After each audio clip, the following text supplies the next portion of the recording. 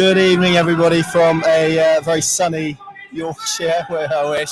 Absolutely. It's raining and meatloaf's on. I don't want to offend any meatloaf lovers, but the night hasn't started well.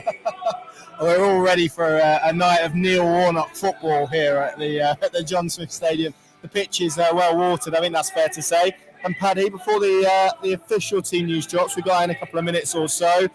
Just talk to us about an early thing that we've spotted. We've got a couple of monitors either side of us here. They showed pictures of the Norwich City team getting off the coach. Tell us about one man who did step off. Yeah, thankfully, it looks like, subject to confirmation, but Max Aarons was on that team coach, dressed in the same garb as the other players, not walking with any undue concern. He had the headphones on as well, which would indicate that's all part of his pre-match routine to get into the zone. So do you do that before we get in? No, I don't, mate. No, I have to listen to you and Adam Harvey in the car. That's my punishment. So prior to confirmation, I think we can assume Max Aarons is fit, available, and starts. Didn't see on El Hernandez, and the day yesterday, I noticed the Cuban international squad for upcoming qualifiers had been named. He's not included in that, so we'll wait for confirmation. But I'm pretty confident it'll be Max okay on El, maybe not, and then we'll get a full update, obviously, from David Wagner after the game. Yeah, and I think Jeff is probably right there. Actually, we were talking about that on the way up, how he has almost this kind of bounce-back ability in terms of his fitness, his reliability. Very rarely misses a game for Norwich City, so that would have come as a little bit of a surprise if he wasn't available. And in fact, we have the team. I nearly forgot about it. We were having so much fun. The team news is here. Norwich City line up with Angus Gunn in goal. Aarons, Hanley, Gibson and Yanulis as the back four. McLean, Sauer and Sorensen as a midfield three. It looks like Marquinhos on one side, I'm going to guess Adam Eder on the other, with Josh Sargent up front, which means Teemu Pukki is on the bench, and the Norwich City bench is this: Tim Krul, Andrew Omaramadeli, Sam McCallum, Christos Schollis, Teemu Pukki, Marcelino Nunez, and Liam Gibbs. So Sargent in, Pukki out. Sorensen comes back into what we would presume is the midfield, and I would guess Gabriel Sara takes a more advanced role. Very, very similar to the Millwall starting 11 that we saw. But here's one for you, Connor. I'll throw this straight back to you. To me, that looks like a 4-2-3-1 initial base formation. Is it Eder or is it Sargent up top? I think Sargent. We've seen Eder in that wider role, haven't we, in recent weeks. I would imagine that will remain the case. I think there was he's got a lot of criticism, and we spoke about it a lot. I think some rather harshly, but against Millwall, he did offer them a different option, kind of a physical, wide target man-like role, although they play slightly more centrally. But I think it will be Josh Sargent in that primarily sort of central role. That seems to be how it's worked, doesn't it, in terms of the placement? Pukki and Sargent seem to have kind of been the two that he's chosen from for that role, with either them playing a slightly different role. So that's interesting. What about you? Do you feel it'll be different? Well, I wouldn't put my mortgage on it, but I could see it going the other way. I could see him sticking with Eder up front as the central man, because I think maybe he feels Sargent can carry out that role a little bit better than Eder. He wasn't great, was he, at the weekend? He wasn't the only one, but I think there's a wider range of what you can ask Josh Sargent to do for me in terms of those forward areas. I think less so with Eder, so we'll find out soon enough. But what we know for definite is Marquinhos isn't playing down the middle and Sara isn't going to play down the middle, so it's going to be one of those two. But yeah, my sense it could be Eder. It just could be Eder, because I think really looking at him, I think we'd all agree he's better between the width of the 18-yard box than he is playing in those wide areas. And I know we have this eternal debate about Josh Sargent. He isn't a wide player. We know that. He himself would tell you he isn't. But if that's the shape he's going to go with tonight, and it feels like that probably is the shape, then somebody's going to need to operate in that slightly more wider right role, wider left role. Because obviously you'd assume Marquinhos would play down the right in front of Max Aarons. So no Hernandez, just to clarify as well, definitely not on the bench. So we'll get that from David Wagner. But as I said before, the team has just dropped. The fact he's not in the international call-ups for Cuba and he is their star player, that would indicate that maybe this is going to be probably the other side of the international break before we see him back. But we'll obviously get that confirmed by David Wagner after the game. And with Nunez and with Jolis and even Gibbs, and the main man Pukki, then there's plenty of attacking options on that bench should he need it. Are you surprised there's no defensive change? I think there's been lots of conversations about Ben Gibson in particular, Grant Hanley probably as well. We it wasn't. It didn't lead to anything, thankfully. But there was a moment where Ben Gibson played a pass out unopposed, straight for a corner. I think the pair of them were involved. Thank you in the incident at Millwall that led to Tom Bradshaw's opener as well. Probably a couple of mistakes in there. Andrew Omobamidele is obviously waiting in the wings, and probably says a lot for the work that he's done. That at 20 years old, he's spoken about in such high esteem, and there's probably an expectation that he does start games for Norwich City. Are you surprised there hasn't been a change in the heart of that defence? And I guess what does it say about David Wagner's loyalty and I guess judgment of that pairing? And it was a pairing a couple of seasons ago that led Norwich City to a championship title. Yeah, no, I mean, I'm not surprised. I've seen a few comments. I was just scanning through there, and there's a few along those lines. How has Gibson retained his place tonight? Yeah. I mean, I said to you on the way up, don't misunderstand me. I'm not trying to draw parallels between Norwich's defenders and holding midfielders and keeper and what I saw watching Man City last night, but very similar style of how they want to manoeuvre the ball and the speed they do it and the angles they find and the positions they take up. I mean, it was night and day, and if that moving forward is to be how Wagner wants to build the play, for me, I don't think Ben Gibson and Grant Hanley necessarily are part of that in the longer term, but that might be for another day. I mean, in the here and now, they need a result. They probably need a win. They probably need another win at Stoke. And is he, on balance, is he weighing up and thinking, I'll go with the experience over the youth in terms of Gibson over Omobamidele?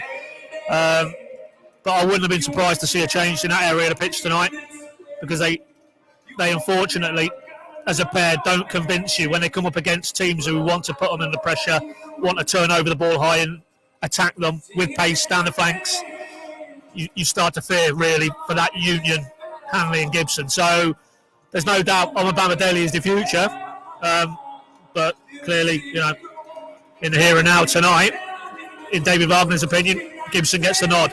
And maybe he wants that solidity and familiarity there. If he's made a few changes further forward, that might be his thinking, who knows. But would I have been surprised if it was Omobamidele in tonight? No. What about you, Colin? No, I'm probably not, on balance. I think there's an argument to be made, and I think it has been well argued by lots of people, but I think you're right. I think because of the amount of changes that they made higher up on the pitch, I think they probably want a degree of continuity, and I think we have seen this kind of pillar of experience that he likes to lean on, as Dean Smith did as well, to be fair. So maybe we're in or entering last chance saloon for the pair of them in terms of individual errors, and obviously there's that statistic that Tony Mowbray spoke about in terms of this Norwich City team conceding a lot of goals from individual errors. We'll see if that has any bearing tonight, but if Norwich City are to get a result here tonight, they will need to prevent that. And here is what they're up against. Here is gone then. What's this comment about? Do I say palpably a lot? Well, fundamentally and the others. I thought it was fundamentally I said a lot, but left-hand thread is... I think he's inferring I say palpably a lot. Right. Unless he thinks I can't say the word palpably. Palpably we are going to win, he says, so that he or she. There you go, palpably. I haven't noticed, but maybe I don't listen to you as attentively as I need to. But who does? I don't know. Right, the Huddersfield team. Anyway, Vaslik in goal, Hogg, Karoma, Ruffles, Rodoni, Edwards Green, Danny Ward does make it, Jackson, Lees, Hellick and Martin Waghorn completes their starting lineup. The subs bench, Nicholas Billikapik, the goalkeeper, Matty Pearson, former Norwich City loanee Jordan Rhodes. Adam's very helpfully put it in a formation for me, so you can all see it there.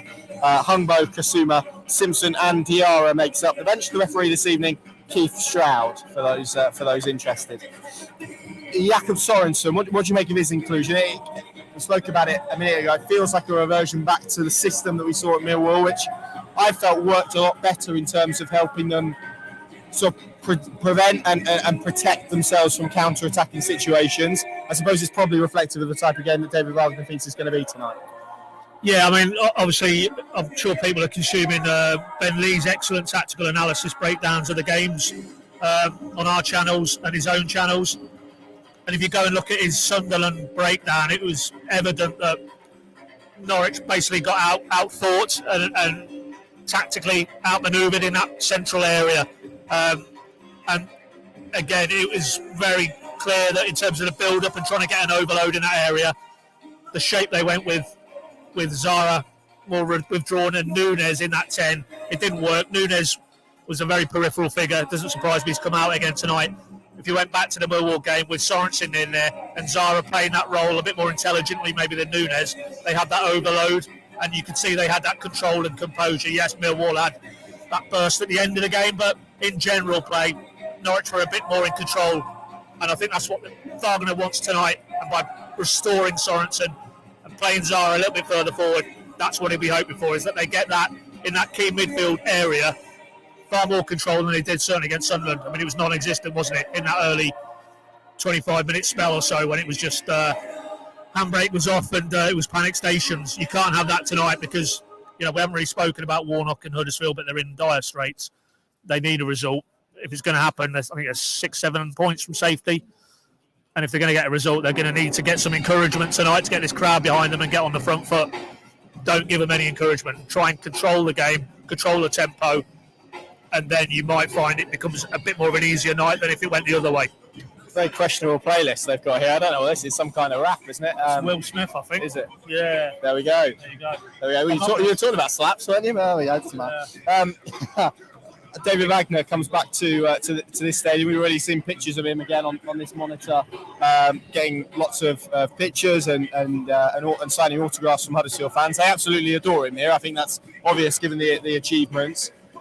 Is that a factor? And I guess the other side of that I'll ask you about is the Neil Warnock factor in this club at the moment. That kind of on the pitch struggles, but they've also got off the pitch struggles as well. And you can find often that can pull a club closer together in a bizarre kind of way. So this has the potential to be, I'm going to use a footballing cliche here, but it's got the potential to be a little bit of a banana skin tonight for Norwich City when you combine all of those elements. Well, it's certainly slippery enough, my man, as the rain continues to pour in. It's a deluge now we've got.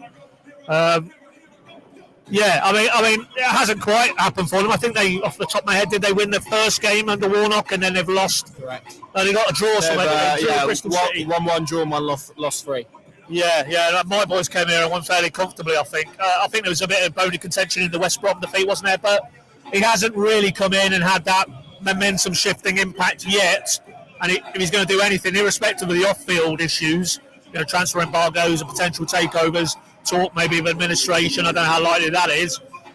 But to get it going on the pitch with 10, 11 games left, it's going to have to happen pretty pronto. And it feels like it's the sort of night where you could feel Warnock inside that dressing room trying to get inside his players' heads and really make it uncomfortable for Norwich, because they will know that Norwich aren't coming in full of confidence after what happened on Sunday. But equally, they need to win the game. So I don't think you'll get two sides who are going to settle for a point. Put it that way. Huddersfield may set up in a manner where they'll let Norwich have the play and try to hit them on the counter. But ultimately, at some point in this game, they will have to go for the jugular because they need a win. A draw in their situation, no real good to them, is it? So, let's hope that makes for quite an exciting game. And if they do try and gamble and try and open up a bit, that might suit Norwich, particularly with Marquinhos, with Zara, Ida, Sargent. There's a little bit of space to exploit. You quite fancy this Norwich team to go on and get a result tonight. Yeah, you said they're there. I don't think a draw. Maybe there's an argument to say a draw's not great for either side. I think probably slightly better for Norwich and keeping in touch with the top 6. Blackburn play Reading this evening, I believe, and I think Sheffield United are in action as well, but they're long gone, so we don't need to worry about that at this moment in time. So with that in mind, how do you see this going?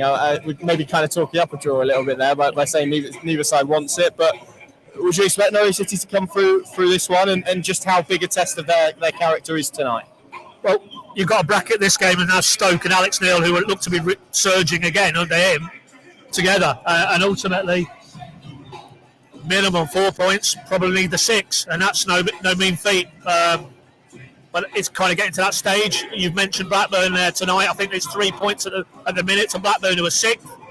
You don't want a scenario where that gap grows wider by the end of this evening. So, yeah, I don't think it's exaggerating to say they really need to cash in here and Stoke and head back to Norfolk Saturday evening with 6 points in the kitty. If it was 4, then it probably just keeps things bubbling along. Anything less than that, I think you then begin to start to sort of turn towards, what next in terms of next season. But I'm going a different tack tonight. I'm going to forecast a Huddersfield win in the event. No, but that'll then. No, I'm saying no because you've stolen exactly what I was going to do. Is that right? Yeah. Right. Yeah. Well, we'll both forecast a Huddersfield win, and then it's a guaranteed Norwich win.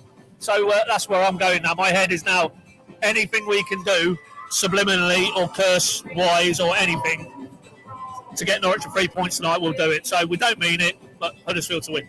Yeah, it just feels like one, and I've said this since I got in the car this afternoon, one of those games that Norwich typically really struggle in, where he's absolutely hammering it down with rain, team near the bottom, fighting for their lives. I think this, in many ways, this can be more dangerous than at this time of the season, playing a team in mid-table. So, it's going to be a curious one. I hope it doesn't pan out the way that I would hope. I'm going to go slightly different to you, though, even though maybe I wanted to go in that direction. So, yeah, I think Stephen's right. I've said a draw's not good really for either side, so I'm going to go with a draw and go for a low-score draw and say 1-1. I think the weather might have an impact on it. So we shall see. Hopefully we're both proven wrong. And the guy, I think Jeff, went for 2-0. We've had various other positive results. So hopefully your guys' positivity is much more reflective of the actual outcome than what we've done. And we usually get it wrong anyway. So don't put a tenner by it. That's what I mean. We normally get it wrong. Yeah. So let's get it wrong. Absolutely. Right, Pinkin.com, the Pinkin Plus app is the place to go. 1,200 Norwich City fans here this evening. Fantastic effort given the distance,